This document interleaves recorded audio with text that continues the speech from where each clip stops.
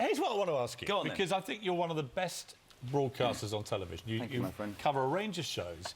You're incredibly smart at what you do. You're very successful at it. Don't get comfortable. He's about to bring the killer punch. No. I do this for a living. It's actually not a. It's not a but. It's not like the build-up to one of your ones, because I said that with all sincerity. But you had a moment on the show recently where one of the guys you're going after suddenly turns on you, and it's in the papers today, the Jeremy Kyle showdown, and he starts saying, yeah, well, what about you and your marriage breakup, which we know has been in the papers and stuff.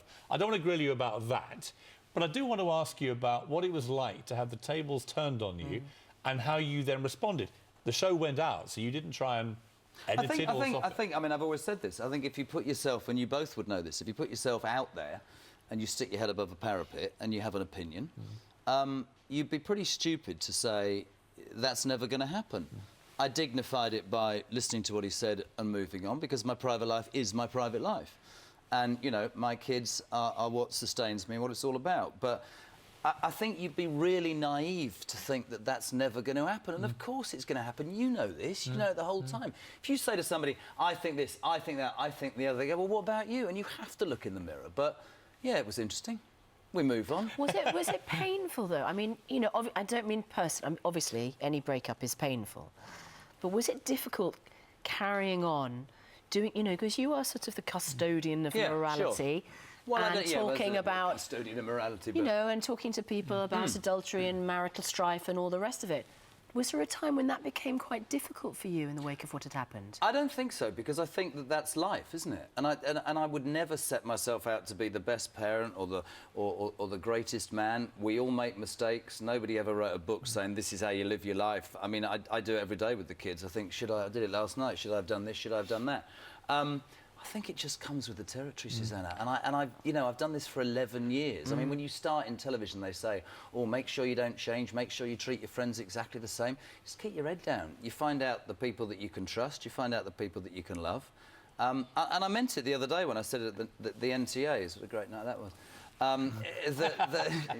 We would have presented you with the award had you won. Yes, and you were really sweet, to be honest. And when you came out, I thought finally we might have done it, but never mind. You know, I absolutely understand if you're out there, people will look at your life, and they have every right to. But I won't allow some bloke on the show. The point about that story, which was quite interesting, was right. This is a man who'd wished his own kids dead.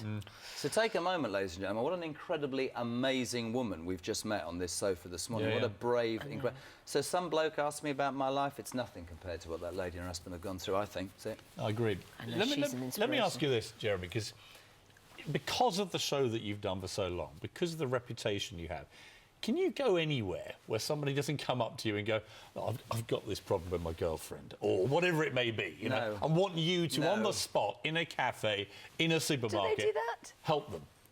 They're great, actually. I have to say the public are great. The response is great. I mean, one or two people tend to. But my greatest moment, I'd say memory was stopping at Warwick Services on a Friday night on the way back from Manchester for a muffin. I don't quite know about that. Went into the toilets and heard this chanting, literally, as I was stood there, whatever. Jesus. And looked out, there was about 40 people, and I actually escaped out of the fire exit and came through the Kentucky Fried Chicken cheek. Seriously. Had they seen anything to warrant the chant? I knew. I'm just going to give you that, Morgan, and you're going to wind it back in. They're all going, what's that? Listen, people are good, but they have an opinion. And we're back there again. You know, some people will go, Jez. Some people will go, ugh. It's fair enough. It's like you, isn't it? We've said this before. I actually always find the public... If you have an opinion, people will either love it or hate it. Yeah, but the public, actually, when you actually meet, I'm sure you have the same thing, is that even if you have a polarising reputation, I always have a good laugh with the public. I do as well, amazing. We should never forget that the very reason we're sat here of and course, the very reason we do because whatever. Of them. Indeed. You know, it's true.